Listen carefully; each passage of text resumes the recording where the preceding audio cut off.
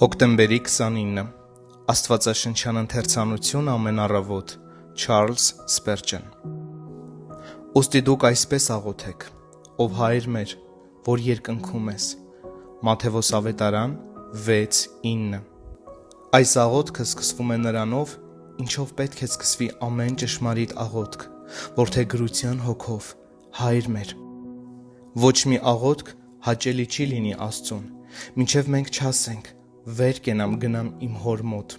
Հնազանդության որդիական հոգին, որը շուտ է ընդունում երկնավոր հոր մեծությունը, անցնում է երկյուղացությամբ լի երկրպագության բացականչելով, քո անունը սուրբ լինի։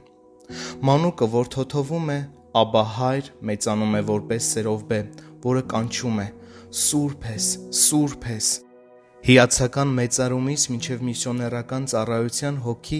մեկ քայլ է։ Այդ հոգին որդիական սիրո և երկյուղած երկրպագության համադրությունն է։ Քո թագավորությունը գա, քո կամքը լինի, ինչպես երկնքում, այնպես էլ երկրի վրա։ Ապա հետևում է Աստծուց կախվածության անկեղծ արտահայտումը. Մեր ամենօրյա հացը տուր մեզ այսօր։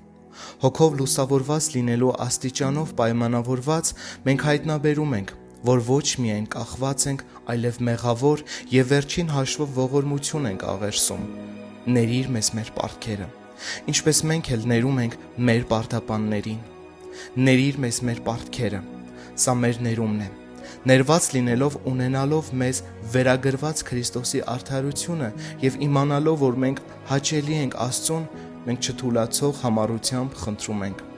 և մեզ փորձության մի տանիր։ Այստեղ ներվածի հոգսն այն է, որ այլևս չմեղանչի, ինչպես մենք էլ ներում ենք մեր պարտապաններին։ Սա մեր արդարացումն է։ Արդարացում ստանալով մենք ցանկանում ենք սրբացում։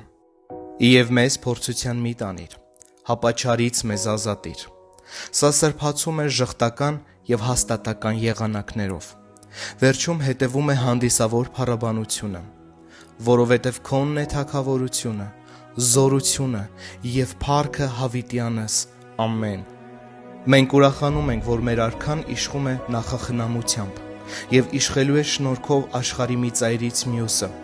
և նրա թագավորությանը վերջ չի լինելու։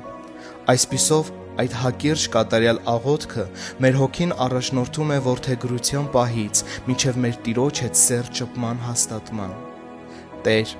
մեզ նույնպես սովորեցրու այսպես աղոթել։